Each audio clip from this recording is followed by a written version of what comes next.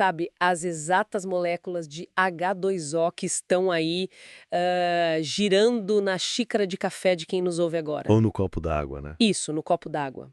Bom, essas moléculas podem muito bem ter passado pelo trato digestivo de um brachiosauro há milhões de anos. É loucura pensar nisso. É bizarro. Ou, de uma forma até mais poética, tipo, podem ser as mesmíssimas lágrimas choradas por um rei antigo depois de uma derrota amarga. Nossa, com certeza. E, quer dizer, é uma mudança de perspectiva brutal, não é? Totalmente. Porque hoje nós não vamos olhar para a água só como, sei lá, uma fórmula química utilitária de torneira. Exato. Nós nos acostumamos tanto com aquela conveniência moderna de abrir a torneira e ver a água fluir, que a gente meio que reduziu um milagre cósmico a um mero serviço tarifado no fim do mês. A conta de água, basicamente. A gente adora coisas que podemos medir, engarrafar e controlar. Mas o material que vamos explorar hoje quebra essa visão mecânica em 1000 pedaços. Ele nos arrasta para águas filosóficas muito, muito profundas. Trocadilho intencional. Ah, sempre. Mas falando sério, o que antes era apenas hidratação, passa a ser a chave para decodificar a nossa própria existência. E essa é exatamente a nossa missão com a exploração de hoje. Bom, o foco desta nossa análise aprofundada é um ensaio brilhante, Muito brilhante. sim, do escritor e jurista Aldir Guedes Soriano, e foi publicado em 22 de março de 2025, marcando justamente o Dia Mundial da Água. E a ideia central do autor é transcender completamente essa noção banal da água. Ele vai muito além do H2O. Vai.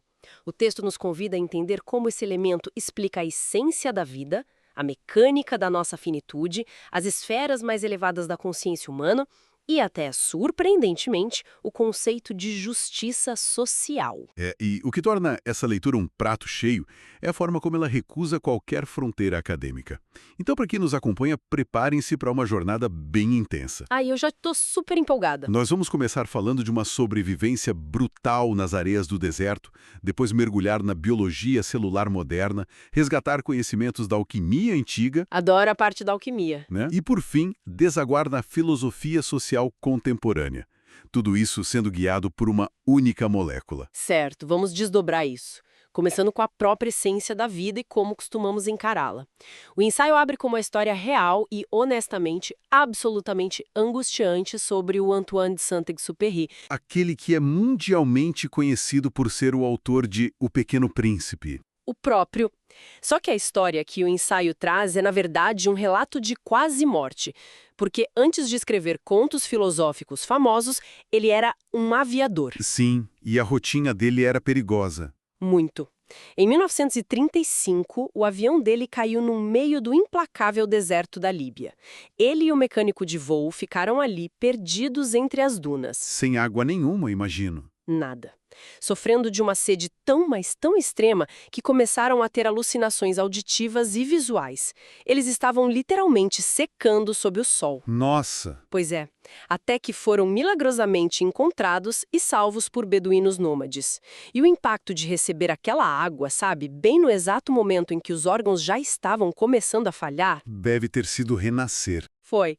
Fez com que o Saint-Exupéry chegasse a uma constatação que muda tudo. Ele escreveu sobre a água não ter gosto, não ter cor, não ter aroma. A grande virada de chave dele é: a água não é só um combustível necessário para a vida, ela é a própria vida. Em sua forma mais pura. E o que é fascinante aqui é como o autor do ensaio, a partir desse relato tão dramático, estabelece a primeira grande regra biológica da nossa análise. Que seria a regra do movimento, certo? Exatamente.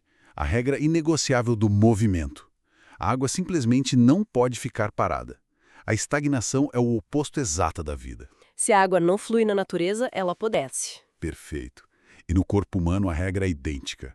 O autor é muito cirúrgico ao explicar isso. Quando a água quebra essa regra do movimento e fica retida no nosso organismo, a consequência imediata e matemática é a doença. Ele lista algumas condições bem específicas disso no texto. Sim, ele exemplifica com muita clareza. Ele menciona a ascite, que a gente conhece popularmente como barriga d'água, e também os quadros de retenção hídrica generalizada, edemas severos, até a hidrocefalia. Que são, no fundo, patologias da estagnação. Justamente. O que a biologia nos diz é que a vida exige a justa medida. É um equilíbrio dinâmico.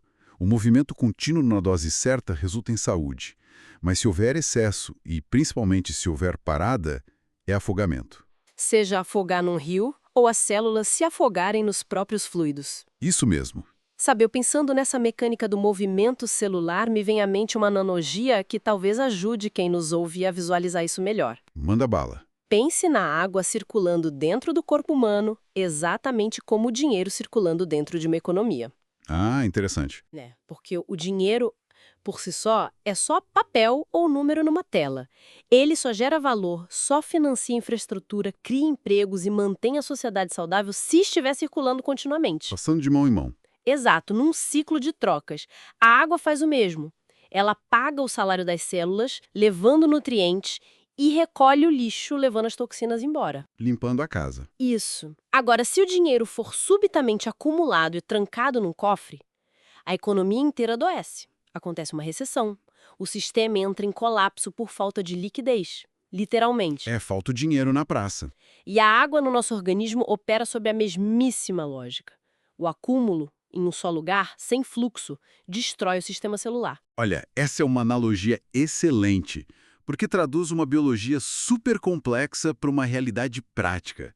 A homeostase do corpo é fundamentalmente uma economia de trocas constantes baseada na liquidez. O fluxo não pode parar de jeito nenhum. De jeito nenhum. Mas a genialidade do ensaio é que essa necessidade de circulação não fica restrita só ao nosso microcosmo, por baixo da pele. É aí que o autor dá um salto espetacular para mim. O salto para o macrocosmo. Isso. Ele joga luz sobre a jornada épica da água através das eras e do planeta inteiro. É aqui que a coisa fica realmente interessante, porque o texto introduz a ideia da reciclagem cósmica da água. E, confesso, esse foi o ponto que me deixou olhando para o teto depois de ler, repensando a vida. É de explodir a cabeça. Pensamos no seguinte: a Terra é um sistema essencialmente fechado.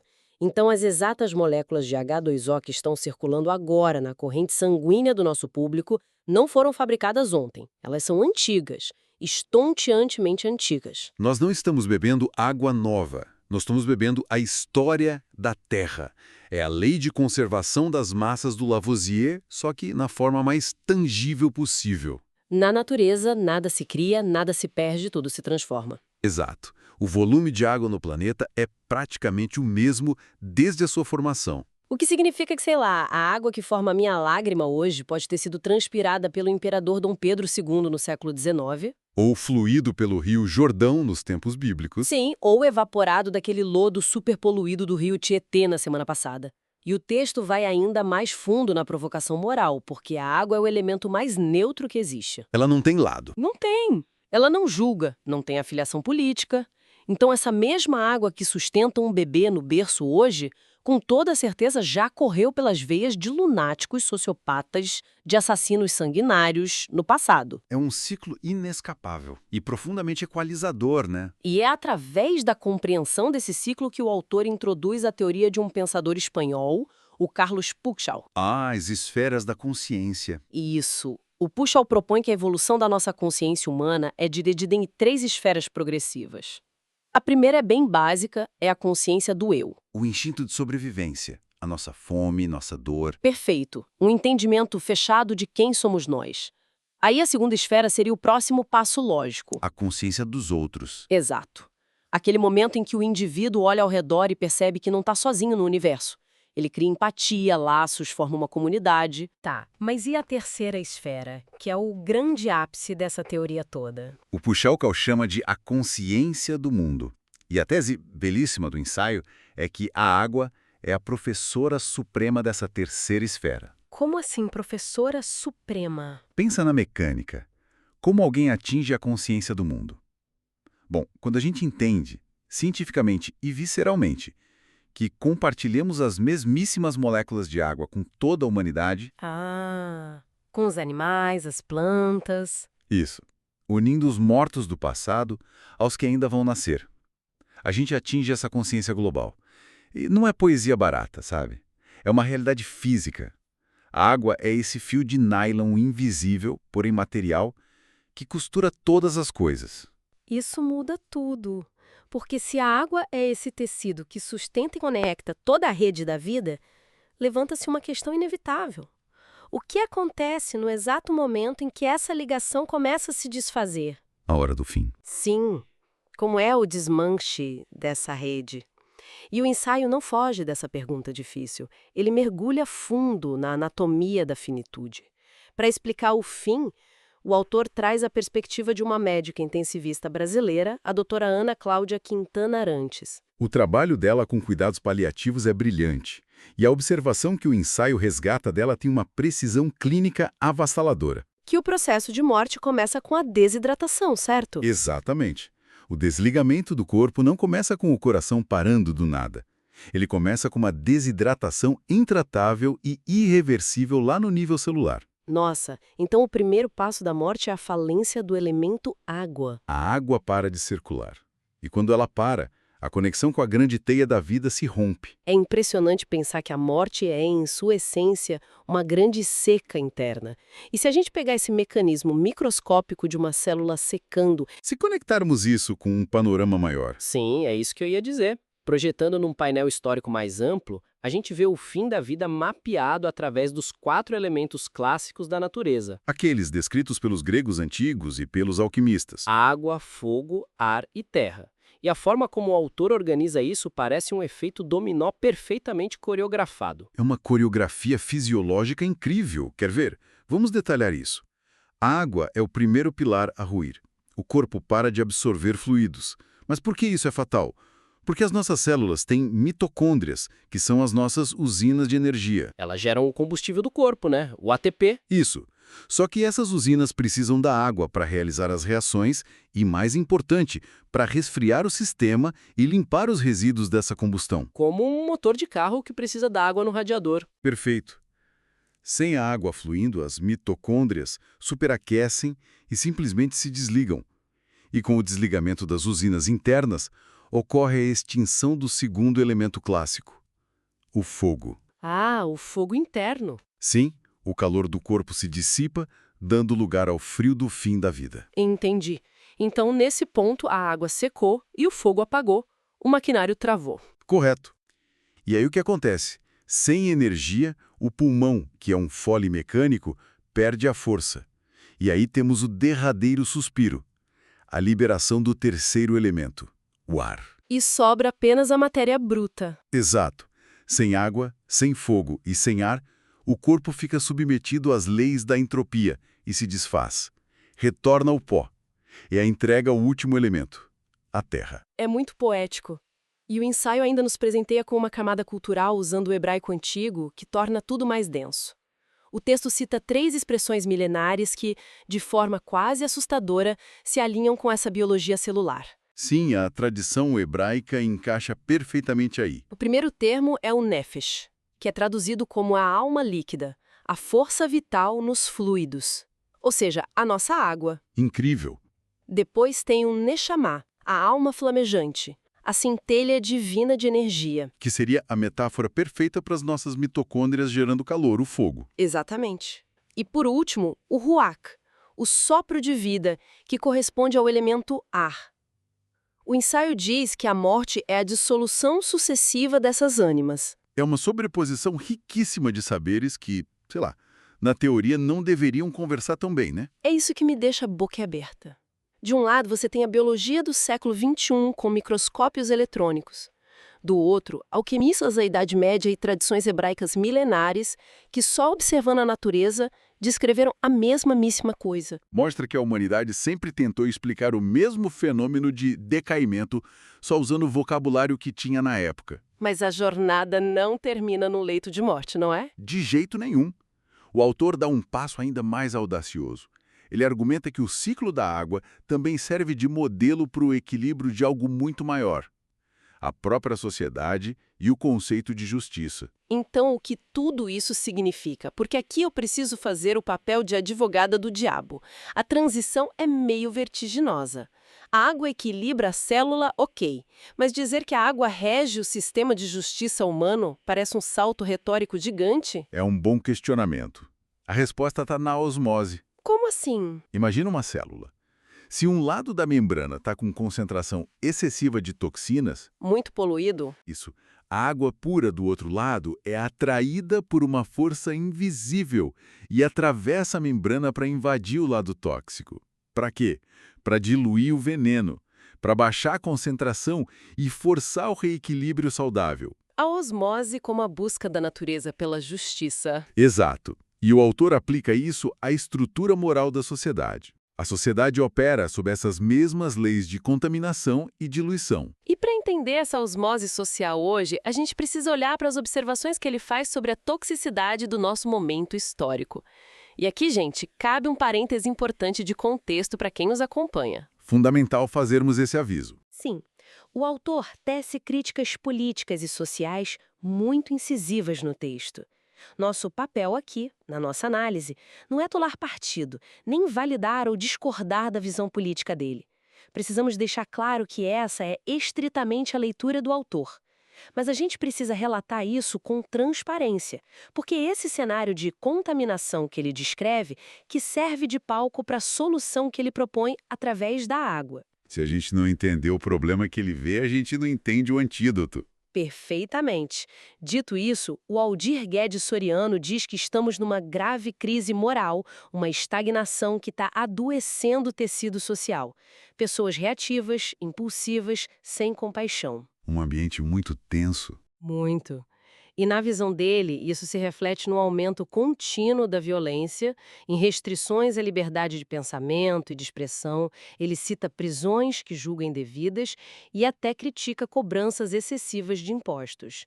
É esse o cenário de alta concentração de toxinas sociais que ele enxerga. E é em contraste com esse cenário hostil apontado por ele que entra a metáfora da água como redenção.